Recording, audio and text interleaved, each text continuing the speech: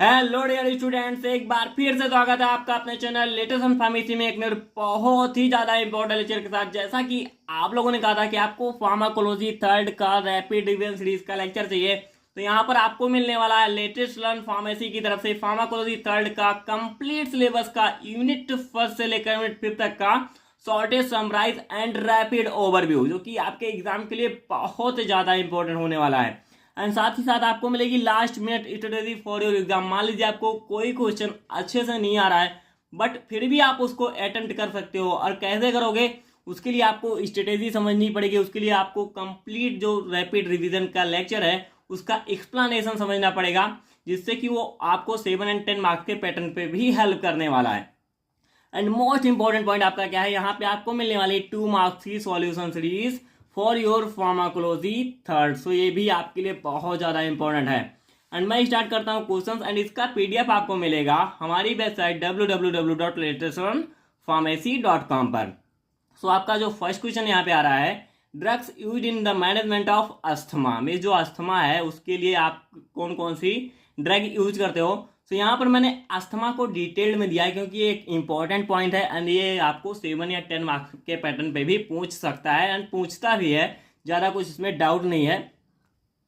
सो अगर हम basically asthma की बात करें तो ये क्या होता है, आपका रिस्पायरेटरी ट्रैक डिजीज है। एंड इसमें क्या होता है, आपकी जो एयर बेस है वो इन्फ्लामेड हो जाती है। मीन्स इसको हम क्या कहते हैं, क्रोनिक इन्फ्लामेटरी डिजीज भी कहते हैं, जिसमें आपकी जो एयर बेस हैं वो इन्फ्लामेड हो जाती हैं एंड वो नैरो हो जाती है। जैसे आप सिंपल सा समझिए, मान लीजिए कोई एयरवेज है, जैसे यहाँ पे आपका देखिए, यहाँ पे आपकी आर्टरीज हैं या ब्रोंकियल्स आप ले लीजिए, तो ऐसे हैं। अब उनका जब इन्फ्लामेशन हो जाएगा, उन पे इन्फ्लामेशन आ जाएगा, तो आपको सिंपल सी पॉइंट है यहाँ पे क्या है, वो नेरोड हो जाएंगी।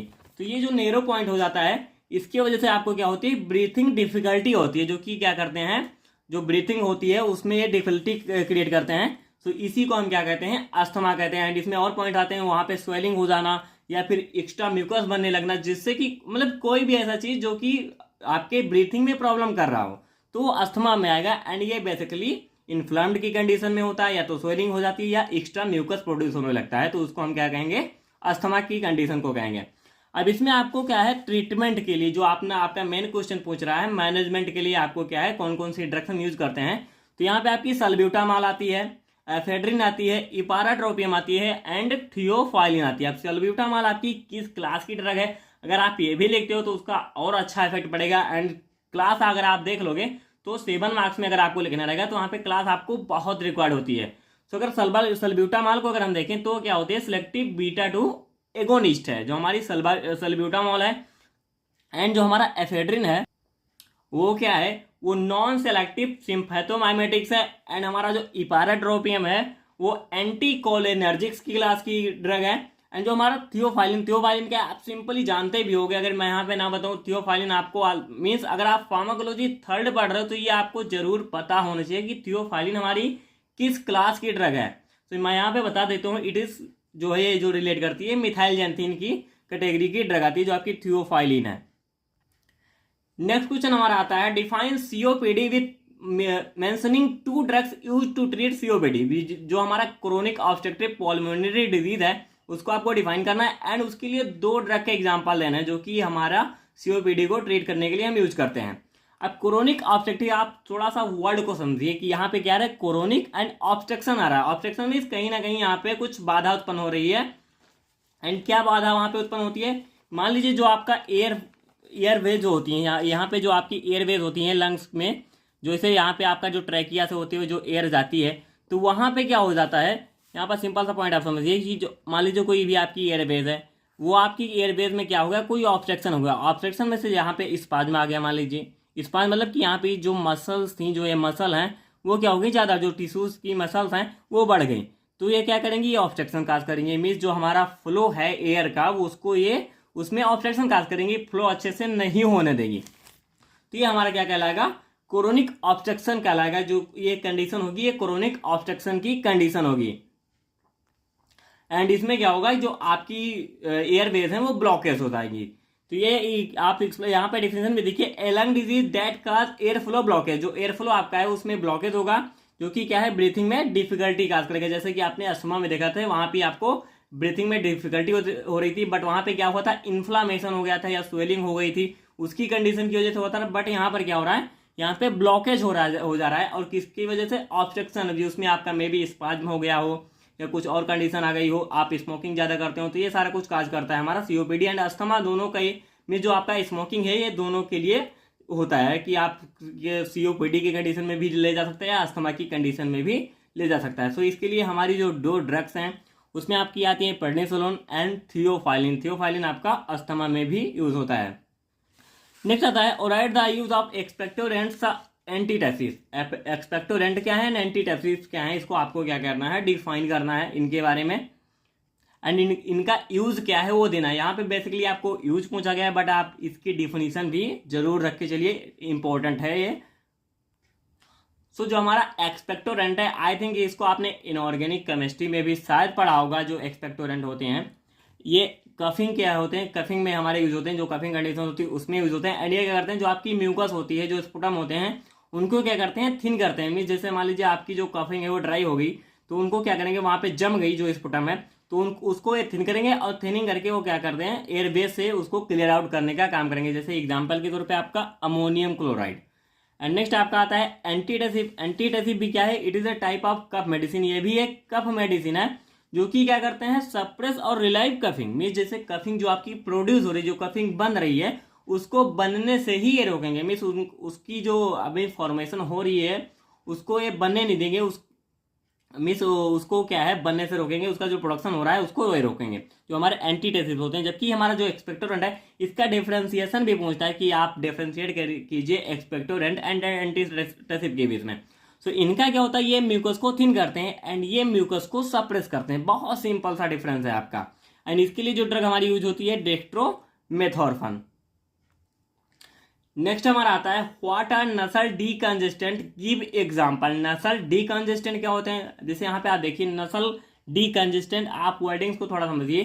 कंजेस्टेंट मीन जो कंजेशन को क्या कर रहा हो, हटा रहा हो, मीन कंजेशन को अगर क्लियर आउट कर रहा हो तो हमारा डीकंजेस्टेंट कहलाएगा। बट यहाँ पर नसल डीकंजेस्टेंट को क्या कैसे आप डिफाइन करोगे, मीन्स कोई भी ऐसी ड्रग, कोई भी ऐसी मेडिकेशन, कोई भी ऐसी फार्मास्यूटिकल ड्रग जो कि हम यूज कर रहे होते हैं किसके लिए, रिलाइव नसल कंजेशन। जो कंजेशन हो रखा है ना आपकी नोज में या नसल में, उसको हम रिलाइव करने के लिए यूज करते हैं, उससे रिलीफ पाने के लिए उसको यूज करते हैं, वो हमारी क्या कहलाएगी, नसल डीकंजेस्टेंट कहलाएगी। इसका जो एग्जाम्पल होता है आपका स्यूडोएफेड्रिन होती है, फिनाइलेफ्रिन है एंड ऑक्सीमेटाजोलिन होती हैं। जैसे इसको आप क्या करते हो, मीन ड्रॉप में होती हैं, ड्रॉप के थ्रू आप इसको यूज करते हो। जाइलोमेटाजोलिन होती है, ऑक्सीमेटाजोलिन है, तो ये हमारे नसल डीकंजेस्टेंट होते हैं। एंड ये किससे रिलाइव कराते हैं हमको, जो नसल कंजेशन होती है, मीन्स नसल कंजेस्ट हो गई है और उसमें कुछ भी कंडीशन हो गया हो, उसकी वजह से आपकी जो आप अच्छे से क्या है ब्रीथ नहीं कर पा रहे हो, तो उसके लिए आप इन ड्रग्स का यूज करोगे। नेक्स्ट आपका आता है what are the difference between expectorant and antitussive. जैसे कि मैंने आपको पहले ही बताया था कि इसका पूछता है, एंड यहाँ पे मैंने उसको मेंशन भी कर रखा है।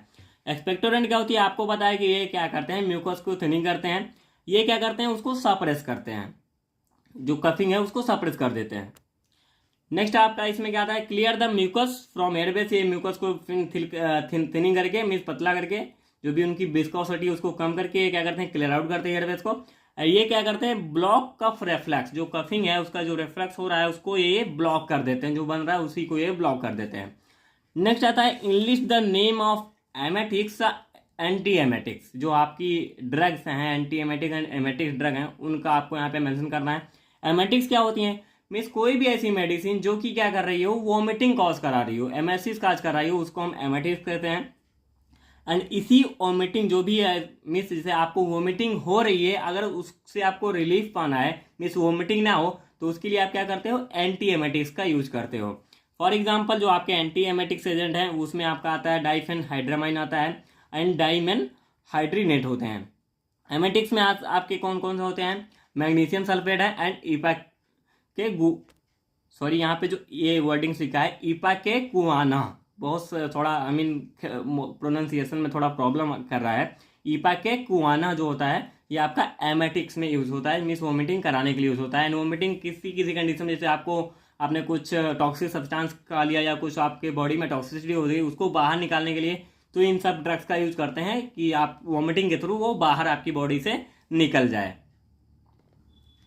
सो नेक्स्ट हमारा आता है इनलिस्ट नॉन सिस्टमेटिक एंटा एसिड्स। जो हमारे नॉन सिस्टमेटिक एंटा एसिड है उनको आपको क्या है इनलिस्ट करना है, उनके ड्रग्स के एग्जाम्पल लेने हैं। तो यहाँ पर हमारा जो नॉन सिस्टमेटिक एंटा एसिड में आता है, फर्स्ट आता है buffer and non buffer, means दो ही कैटेगरी आती हैं। उसमें फर्स्ट आपका आएगा एल्यूमिनियम हाइड्रोक्साइड जो कि बफर में आएगा, नॉन बफर में आएगा मैग्नीशियम हाइड्रोक्साइड। अब एक पॉइंट यहाँ पे हमारा और भी आता है, क्योंकि जैसे यहाँ पे दिया गया है सिस्टमेटिक एंड नॉन सिस्टमेटिक दो टाइप के एंटासिड होते हैं। तो हमारा जो सिस्टमेटिक एंटासिड होता है वो क्या होता है, नॉन सिस्टमेटिक है वो क्या होता है।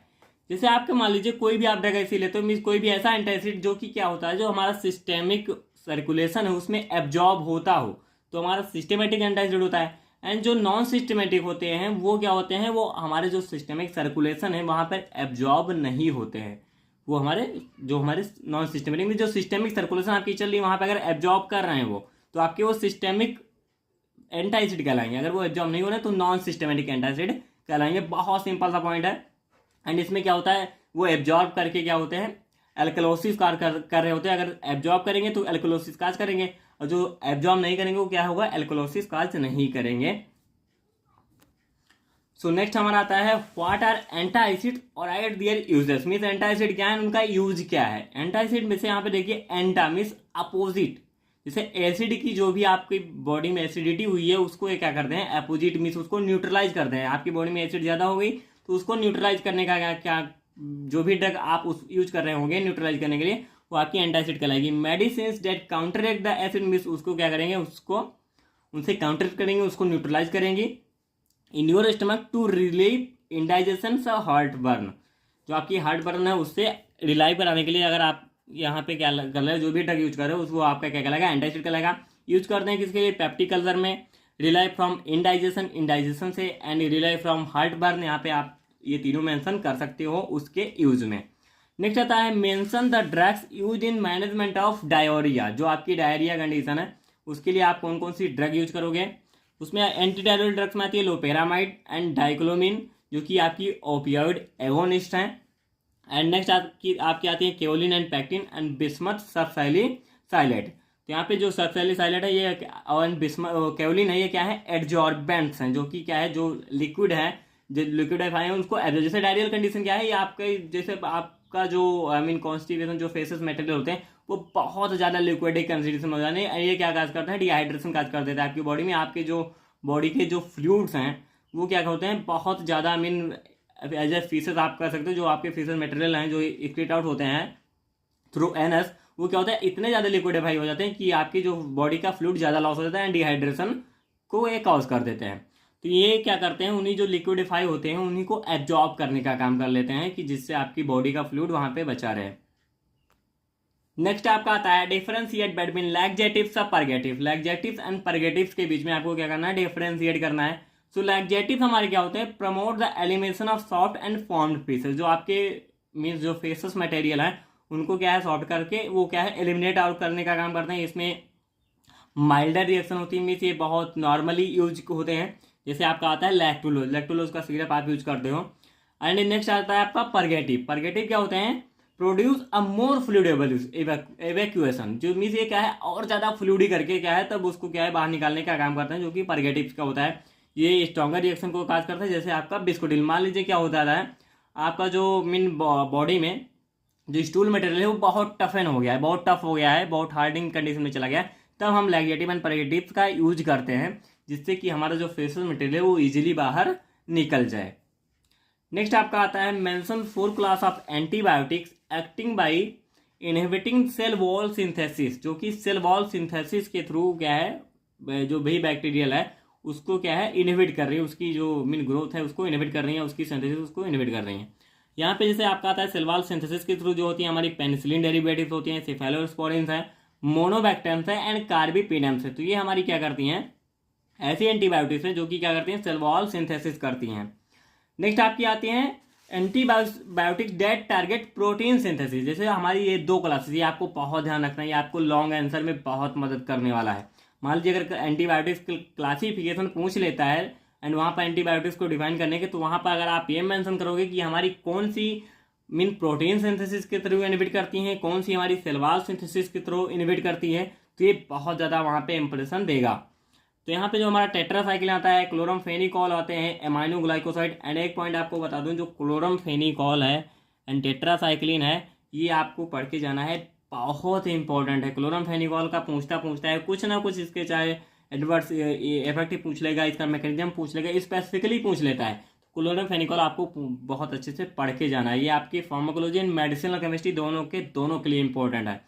एमाइनोग्लाइकोसाइड एंड मैक्रोलेट्स, तो ये क्या करते हैं, ये जितने भी आपके एंटीबायोटिक्स हैं क्या करते हैं, ये टारगेट करते हैं प्रोटीन सिंथेसिस को, मीन्स ये प्रोटीन सिंथेसिस को इनहिबिट करने का काम करती हैं। सो नेक्स्ट क्वेश्चन हमारा आ रहा है, mention uses of tetracycline. Tetracycline का क्या यूज होता है?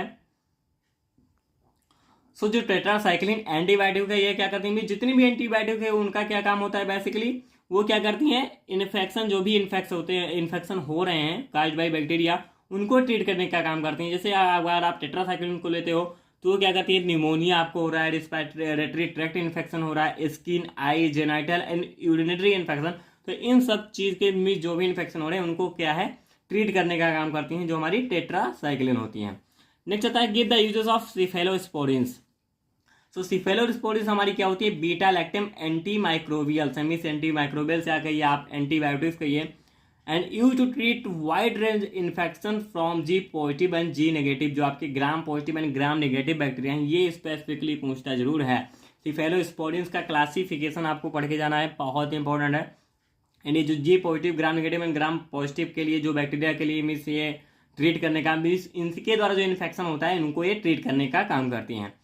नेक्स्ट हमारा आता है, write antidotes for morphine and lead poisoning. तो हमारा जो मॉर्फिन पॉइजनिंग होता है उसके लिए हम नेलोक्सोन यूज करते हैं। एंड एक पॉइंट और देख लीजिए, एंटीडोट क्या होता है, मीन्स आपने क्या हुआ, कोई पॉइजनस या टॉक्सिक सब्सटेंस ले लिया, तो जो भी एजेंट हम यूज करते हैं जो कि पॉइजन के एक्शन को या तो निगेट कर देते हो, मीन्स या न्यूट्रलाइज कर देते हो, या किसी तरह से बाहर निकाल देते हो बॉडी से, तो हमारे एंटीडोट कहलाते हैं।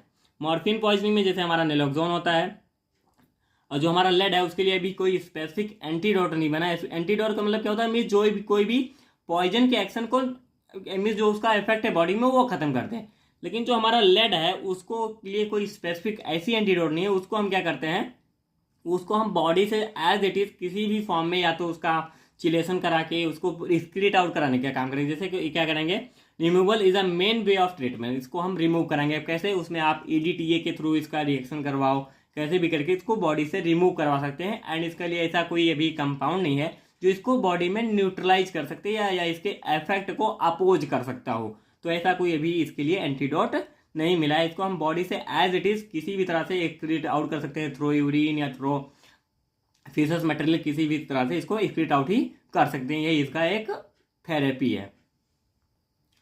सो नेक्स्ट हमारा आता है, enlist corticosteroids with their use. Corticosteroid and उसका क्या क्या यूज होता है।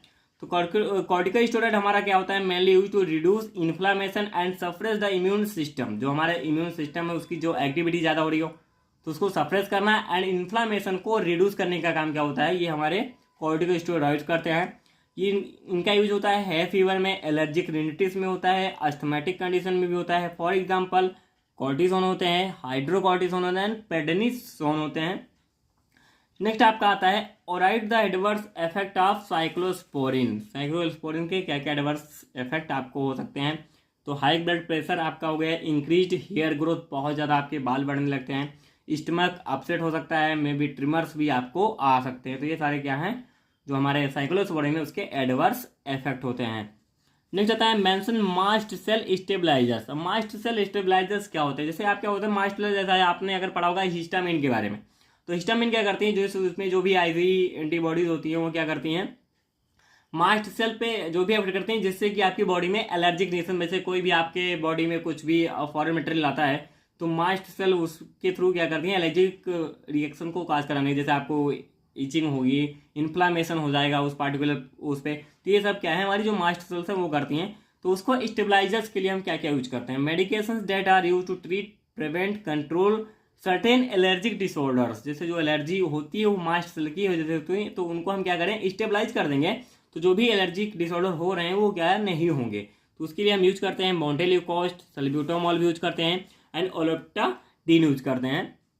तो ये हमारी जो 3 ड्रग्स हैं ये क्या करते हैं, हम ब्लॉक करती हैं, ये क्या करती हैं, act by blocking mast cell degranulation, जो हमारी मास्ट सेल का डीग्रेन्युलेशन होता है उनको ये ब्लॉक कर देती हैं। नेक्स्ट हमारा आता है define mucolytics with example. Mucolytics हमारे क्या होते हैं, जैसे आपने देखा होगा कि मैंने एक बताया था एक्सपेक्टोरेंट में आई थिंक बताया था, वहां पे आपका जो भी म्यूकस था उसको थिनिंग करने का काम कर रहा था। तो क्या होता है हमारा वो म्यूकोलाइटिक्स मीन्स जो म्यूकस है उसको थिन कर रहे हो तो उसको मीन्स लाइटिक्स मतलब उसको लूजन फॉर्म में करना, वो बहुत टफन है तो उसको लूजन फॉर्म में करना, जो भी म्यूकस है लेकिन यहाँ पे आपको वो म्यूकस के फॉर्म में है तो उसको आप लाइसिस कर रहे हो, उसका जो भी है उसको थिनिंग कर रहे हो तो हमारे म्यूकोलाइटिक्स कहलाते हैं। At class of drug use to break up and thin mucus, जो म्यूकस है उसको थिन करने का काम कर रहा है। And make it easier to clear airways, जो एयरवेज हैं जिसके थ्रू आप ब्रीथ कर पा रहे हो उसको क्या है क्लियर आउट करती हैं, तो ये हमारे म्यूकोलाइटिक्स एजेंट कहलाते हैं। फॉर एग्जाम्पल यहाँ पे आता है एसिटाइलसिस्टीन होती हैं एंड ग्वाइफेनेसिन होती हैं, तो ये हमारी दो ड्रग हैं।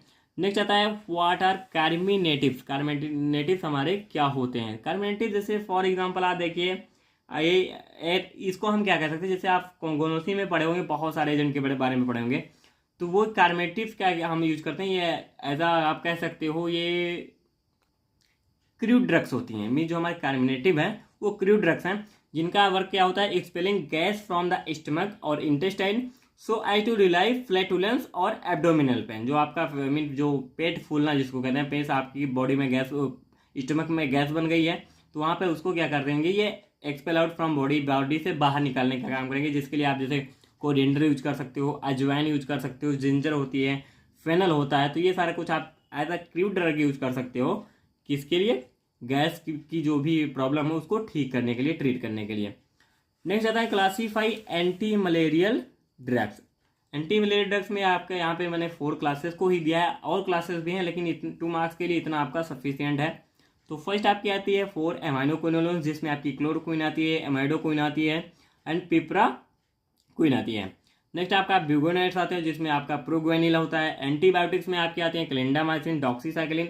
सल्फोन्स में आपका आता है सल्फाडॉक्सिन एंड डेप्सोन। तो ये आपकी जो है इतनी सफिशियंट ड्रग्स हैं जो कि आप 2 मार्क्स में अगर आप पूछता है तो आप पे डाल सकते हो, साथ ही साथ ये आपको 7 मार्क्स में पूछता है तब भी ये ड्रग्स आपको एग्जाम्पल बहुत ज़्यादा हेल्प करेंगे। अगर क्लासिफिकेशन एंटी मलेरियल का पूछना है इंपॉर्टेंट है। साथ ही साथ एक पॉइंट और मैं बता दूं, एंटी मलेरियल जो पैरासाइट्स हैं उनका भी आप देख लेना, जो भी आपके प्लाज्मोडियम बाइवैक्स होते हैं, जो प्लाज्मोडियम से रिलेटेड होके हैं, फैल्सीफेरम है, तो इनका जो भी है 4 आई थिंक 4 हैं, तो उनकी जो एंटी मलेरियल जो पैरासाइट्स हैं उनका आप देख लेना कि कौन कौन से हमारे जो पैरासाइट्स हैं जो मलेरिया को कॉज करते हैं, तो वो आप देख लेना, इंपॉर्टेंट है, पूछता है 2 मार्क में, ये भी पूछ लेता है कभी कभी।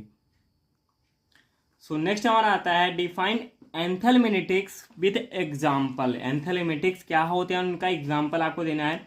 एंथेल्मिनेटिक्स की बात करें, जैसे कुछ आपकी बॉडी में कुछ पैरासाइट्स होते हैं जो आपकी क्या है स्टमक में आ जाते हैं। जैसे मैं बात करूं, कहता है जैसे बहुत अगर पुराने समय में क्या कहते थे कि हाँ बच्चे के पेट में क्या हो गया, कीड़ा आ गया, जो भी है वो आर्म आ गया, तो वो क्या होते हैं पैरासाइट्स होते हैं। तो ये हमारे जो एंथेल्मिनेटिक्स होते हैं ये उन्हीं को ट्रीट करने का काम करते हैं, वो उनको बॉडी से मीन या तो वहाँ पे किल कर देंगे या तो किसी तरह से बॉडी से बाहर निकालेंगे। तो ये सारा कुछ जो वर्क है ये एंथेल्मिनेटिक्स का है एंड इसको हम क्या कहते हैं, एंथीहेल्मिनेटिक्स भी कहते हैं।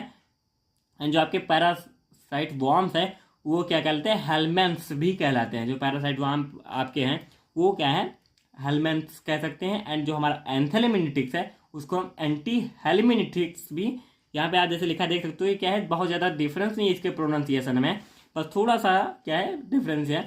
तो इनका जैसे यहाँ पे डिफिनेशन आपको लिखना है, group of anti parasitic drug that expel parasite worm and other internal parasites from the body. अब वो क्या है उनको बाहर एक्सपेल आउट कराने का काम करें या उनको किल करें, तो ये सारा कुछ काम एंथेल्मिनेटिक्स का है। फॉर एग्जाम्पल एल्बेंडाजोल आप यूज करते हो, एल्बेंडाजोल है, आइवरमेक्टिन है, तो ये सारी हमारी ड्रग्स हैं जो कि एज ए एंथेल्मिनेटिक्स हम यूज करते हैं। नेक्स्ट आता है enlist the anti amoebic drugs. Amoebic means जो एमोबियसिस आपको हो रखी है उसके लिए यूज होती हैं। इसमें आपका क्लोरोक्विन आता है, एमेटिन आता है एंड टेट्रासाइक्लिन एंटीबायोटिक भी यूज करते हैं। एंड इसका जो ज़्यादा से ज़्यादा यूज होने वाली जो आती है मेट्रोनिडाजोल बहुत यूज होती है, टिनिडाजोल एंड ऑर्निडाजोल। नेक्स्ट आता है आपका एनलिस्ट 4 इम्यूनो स्टिमुलेंट्स, जो हमारे इम्यून सिस्टम को स्टिमुलेट करने का काम कर रहे हो। ऐसे कोई भी ड्रग या सब्सटेंस जो कि क्या करते हैं इम्यून सिस्टम की जो एबिलिटी है उसको क्या है बढ़ाने का काम कर रहे होते हैं, जो जिससे कि हमारी जो भी आई मीन इन्फेक्शन है, जो भी डिजीज हो रही है उनसे वो अच्छे से फाइट कर सकें, तो हमारा इम्यूनो स्टिमुलेंट कहलाएगा। फॉर एग्जाम्पल बैसिलस कैलमेटे ग्वेसरिन जो आपका BCG है, एंड लीवा मेसियोल है। इंटरफेरॉन तो आप क्या होते हैं, इम्यूनोग्लोब्यूलिन भी आपका आता है। यहाँ पे आपके जो इंटरल्यूकिन्स होते हैं वो भी आते हैं, जो कि इम्यूनो स्टिमुलेंट का काम करते हैं। तो ये सारा कुछ आपका एग्जाम्पल होता है, इंपॉर्टेंट है।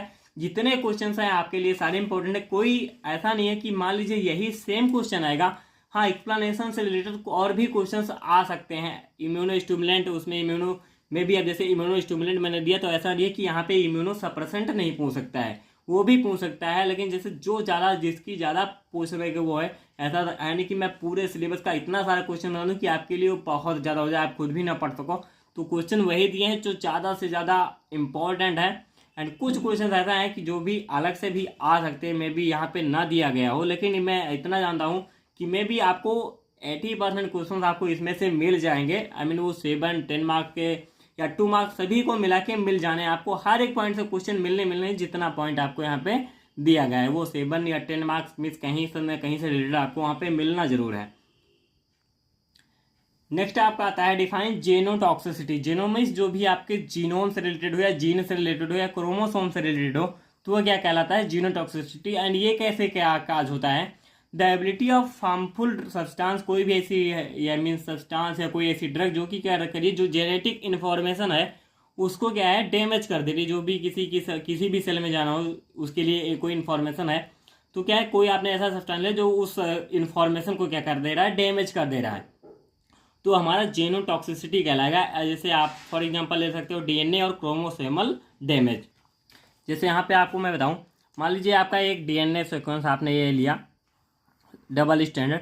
अब यहाँ पे आपको बताया है कि यहाँ जो आपका adenine guanine and cytosine thymine का जो भी होता है सीक्वेंस होता है, अब वो जो आपका एक जेनेटिक कोड है, मीन्स एडेनिन यहाँ पे ग्वानिन एंड साइटोसिन थाइमिन, तो ये आपका जेनेटिक कोड है, मीन्स ये ऐसे रहेगा। अब यहाँ पर आपका कोई मान लीजिए ये मिसिंग हो जाए, जो यहाँ पे थाइमिन है यहाँ पे कुछ और आ जाए, तो वो क्या करेगा, वो जेनोटॉक्सिसिटी काज करेगा, मीन जो भी आपकी इन्फॉर्मेशन थी वो क्या है डैमेज हो गई, तो ये हमारा जेनोटॉक्सिसिटी का कंडीशन होती है। नेक्स्ट आता है what do you mean by teratogenicity. Teratogenicity क्या होती है, मीन्स किसी भी आई मीन मान लीजिए कोई भी आई मीन प्रेग्नेंट मदर है या वुमेन है, तो वहाँ पर क्या होता है, कोई भी ऐसी ड्रग आपने ले ली जो कि क्या कर रहा है, जो भी फेटल है उसको क्या है उसमें एबनॉर्मेलिटी को क्रिएट कर रहा है वो ड्रग या वो सब्सटेंस, तो वो कंडीशन आपकी टीरेटोजेनिसिटी कहलाएगा। जो ड्रग या सब्सटेंस इस कंडीशन को काज कराने का काम कर रहा है वो आपका टीरेटोजेन कहलाएगा। बहुत सिंपल सा है। एंड ये थैलिडोमाइड जो आपकी ट्रेजेडी हुई थी, जिसमें जो थैलिडोमाइड एक ड्रग थी, वो क्या है ऐसा मीन्स इसका जो इफेक्ट है इतना मीन अपोजिट इफेक्ट था, जो कि वह फीटल एबनॉर्मलिटी बहुत ज़्यादा काज कर रहा था प्रेगनेंटी की कंडीशन में, तो ये क्या है इसको अब हटा दिया गया है यूज से, जो हमारी थैलिडोमाइड ड्रग थी। नेक्स्ट आपका आता है व्हाट आर बायोसिमिलर्स। बायोसिमिलर जो होते हैं हमारे, वो बायोसिमिलर्स क्या होते हैं। अब यहाँ पर एक वर्ड आपका रहा है सिमिलर। सिमिलर मीन्स जो समान हो, मीन्स एक दूसरे से रिलेटेड हो। तो बायोसिमिलर्स मीन्स कोई भी ऐसे, जैसे मान लीजिए कोई आपकी ड्रग है, यहाँ पे आपको दे गई थी 2 ड्रग A एंड B, तो ऐसी कोई भी ड्रग मीन्स ये आपका क्या है US एंड FDA अप्रूव्ड है, तो वो क्या होगा, ऐसी कोई भी ड्रग जो एक अप्रूव्ड है शायद, साथ ही साथ जो दूसरी ड्रग है मीन्स 2 ड्रग एक दूसरे से सिमिलरिटी मीन्स होती है, अप्रॉक्स सिमिलर हो, ऑलमोस्ट सिमिलर हो, तो वो क्या कहलाएंगे, बायोसिमिलर प्रोडक्ट या बायोसिमिलर्स कहलाते हैं। जैसे फॉर यहाँ पर आप देखिए, a medicine that is very close in structure and function to a biological medicine. कोई भी ऐसी बायोलॉजिकल मेडिसिन जो कि अदर मेडिसिन से क्या है बहुत क्लोज हो, बहुत ऑलमोस्ट सेम आप कह लीजिए वो, तो वो क्या कहलाएगी, हमारी बायोसिमिलर्स मेडिसिन या बायोसिमिलर्स कहलाते हैं। नेक्स्ट आपका आता है डिफाइन बायोलॉजिकल क्लॉक। जो हमारे बायोलॉजिकल क्लॉक हैं वो क्या है, सो इसको मैं एक जनरल सा एग्जांपल आपको दूँ। जैसे आप डेली बेसिस पे जो भी वर्क आपके चल रहा है, जैसे आप डेली बेसिस पे आपकी जो नेचुरल टाइमिंग्स होती है, आप डेली आई मीन एक स्पेसिफिक टाइम को मिस, उसमें ऐसा नहीं है कि बहुत ज़्यादा वो फ्लक्चुएशन होता है। अब मॉर्निंग में लीजिए, मॉर्निंग में आपने मिस आफ्टर 5 AM आप 5 से लेकर 7 के बीच में आप उठ जा रहे हो, तो मिस वो क्या कहलाएगा, आप उस बीच में उठ जा रहे हो, मिस एवरेज होते हैं अप्रॉक्सीमेटली। आप जिस भी डेली बेसिस पे जो रिपीटेड होती हैं बायोलॉजिकल क्लॉक, उसी को कहते हैं। मान लीजिए आप सुबह डेली उठते हो, फिर शाम को आप डेली फिर क्या है फिर सो जाते हो, आपका 10 से 11 बजे के रेंज में आपके जो आई मीन ब्रेकफास्ट होता है वो होता है, फिर आपका जो डिनर होता है वो नाइट टाइमिंग होता है। तो ये सारा कुछ आप डेली बेसिस पे जो आपका करते रहते हो, ये आपका बायोलॉजिकल क्लॉक है and are organism natural timing devices. ये हमारे क्या है, किसी भी ऑर्गेनिज्म का, जैसे ह्यूमन को ले लें या एनिमल को ले लें, ये नेचुरल टाइमिंग डिवाइसेस होते हैं। फॉर एग्जांपल मैं यहाँ पे आपको एक बता दूँ, मान लीजिए क्या होता है बायोलॉजिकल टाइमिंग, आप देखिए कि आप डेली सुबह में क्या होते हैं, उठ जाते हो अपने आप। जैसे आपको बताया कि आप 5 to 7 या कर लीजिए, कुछ भी कर लीजिए, इस टाइमिंग बेसिस पे आप क्या है यहाँ पे आपका एराइज होता है, मीन्स आप यहाँ पे उठ जाते हो। फिर उसके बाद आपका जो भी डेली बेसिस पे आपका डेली मीन्स नहाना, ब्रशिंग करना, सारा कुछ ही होता है। फिर आपका खाना खाना में जो भी है, ये सारा कुछ टाइमिंग एक नेचुरल टाइमिंग से फिक्स होता है मीन डेली बेसिस पे। साथ ही साथ आप नाइट होती है क्या करते हो कि यहाँ पर आपको स्लीपिंग चाहिए, फिर सुबह होता है, फिर आप उठ जाते हो। मिस क्या है, एक बायोलॉजिकल टाइमिंग है जो कि आपका डेली बेसिस पे होता रहता है, which controls the time of activities of animals and plants। जो कि क्या है, जो भी एक्टिविटी, जैसे आप सो रहे हो उठ रहे हो, सो रहे हो उठ रहे हो, तो ये आपकी एक्टिविटी। अब इसी पे मैं प्लांट का एग्जांपल ले लूँ। जैसे आप देखते होगे जो फ्लावर्स होते हैं वो क्या होता है, नाइट में उनके जो स्टोमेटा होते हैं वो क्लोज होते हैं, सुबह जैसे उन पे सन पड़ती है, सन की जो रेस पड़ती हैं वो अपने आप ओपन हो जाती हैं, मीन्स वो खिल जाते हैं जो फ्लावर्स होते हैं। तो क्या होता है, वो भी उनकी डेली एक्टिविटीज हैं जो अकॉर्डिंग टू नेचुरल टाइमिंग्स वो कंट्रोल्ड है। तो यही जो हमारा कहलाता है, इसी को हम क्या कहते हैं, बायोलॉजिकल क्लॉक कहते हैं। जैसे यहाँ पर आप देखिए, इस सनराइज होता है तो आप बेकअप कर जाते हो, फिर मिड डे में आप फीडिंग, आपकी फीडिंग होती है, मीन आप जो भी कुछ जो भी वर्किंग्स है वो करते हो। एंड सनसेट में आप, जैसे इवनिंग होती है, इवनिंग में आपका जो फास्टिंग वास्टिंग होता है वो सारा कुछ होता है। फिर मिड नाइट आप स्लीप कर जाते हो, फिर सनराइज हुआ, फिर आप बेकअप। मीन्स ये क्या होता है, ये एज इट इज ऐसे रन करते रहते हैं। तो यही आपकी बायोलॉजिकल भी जो नेचुरल टाइमिंग है, जो आपकी डेली बेसिस पे उठने की, सोने की, खाने की, पीने की, सारा कुछ ही आपका। इसमें बहुत सारे कुछ चीज़ें आती हैं, जैसे कि आपका मॉर्निंग में आप उठते हो तो आपकी बॉडी में क्या क्या बढ़ा हुआ होता है, तो उसके लिए आपको डिटेल में, एंड इसका मैं आपको दे दूंगा, इसका कंप्लीट आपका डिटेल लेक्चर आपको मिलेगा, आप आई बार पे यहाँ पे मिल जाएगा, जिसको आप जरूर से जरूर देख लेना, क्योंकि बहुत इंपॉर्टेंट है। जो आपकी यूनिट यहाँ पे फिफ्थ क्रोनोफार्माकोलॉजी जो पॉइंट है, उसका डेफिनीशन, उसकी बायोलॉजिकल क्लास, उसमें बायोलॉजिकल रिदम्स एंड क्रिकार्डियन जो रिदम होती है, इससे क्वेश्चन में हर बार पूछता है, 100% श्योर शॉर्ट क्वेश्चन इसे आते हैं।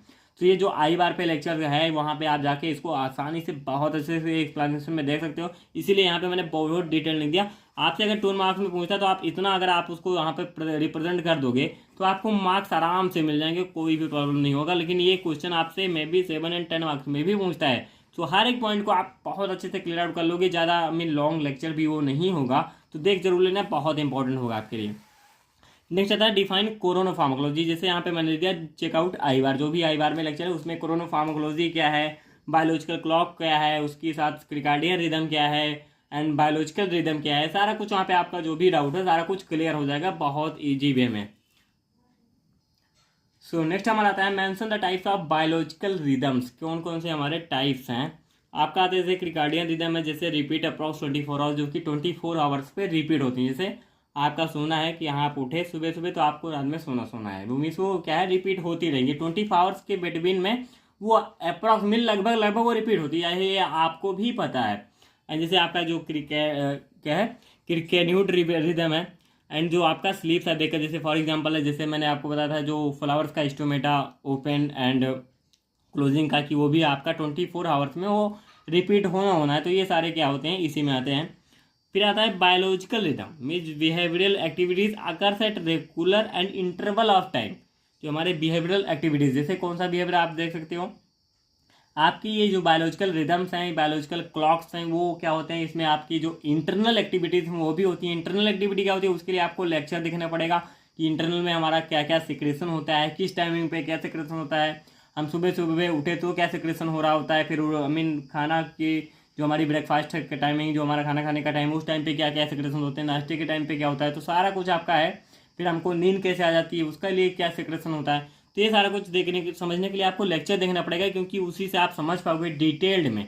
जैसे बिहेवियरल एक्टिविटीज, जैसे आपका डेली सोना, डेली वेकअप करना, डेली राइज करना, डेली सोना, तो ये सारा कुछ आपकी डेली बेसिस की एक्टिविटीज़ हैं, जो कि बायोलॉजिकल रिदम्स मीन्स जो रिपीट होती रहती है। रिदम बायोलॉजिकल एक्टिविटी रिदम्स क्या कहलाती हैं, repetitive form of any activities, जो कि आपकी डेली बायोलॉजिकल बेसिस मीन्स कोई भी या ह्यूमन या एनिमल या प्लांट के द्वारा डेली बेसिस पे हो रही हैं, तो वो रिदम कहलाएंगी, बायोलॉजिकल रिदम कहलाएंगी। सो यहाँ पर जो आपका फार्माकोलॉजी का जो रैपिड रिव्यू एंड ट्यूटोरियल का लेक्चर था कंबाइंड होता है, एंड मैं आशा करता हूँ आपको बहुत अच्छे से समझाएगा। कोई भी एक पॉइंट आपका थोड़ा डाउटफुल हो या कोई भी पॉइंट में थोड़ी मीन कमी रहेगी, क्योंकि यहाँ पे थोड़ा मीन गर्मी बहुत ज़्यादा है, एंड वहाँ पर अगर मैं मीन फैन वैन चला देता हूँ या कूलर चला लूँ तो क्या है बहुत ज़्यादा आवाज़ आएगी, इसीलिए गर्मी में बैठ के बनाना पड़ रहा है। सो थोड़ा मैं भी एक्सप्लेनेशन इधर उधर हुआ हो, so sorry for that, but मैंने ट्राई किया कि बहुत अच्छे से अच्छा आपको सारा कुछ समझाऊँ, क्लियर आउट कर दूँ। So like subscribe my video and subscribe my channel Latest Sun Pharmacy. Thank you so much. PDF आपको मिलेगा हमारी वेबसाइट www.latestsunpharmacy.com पर। So thank you so much.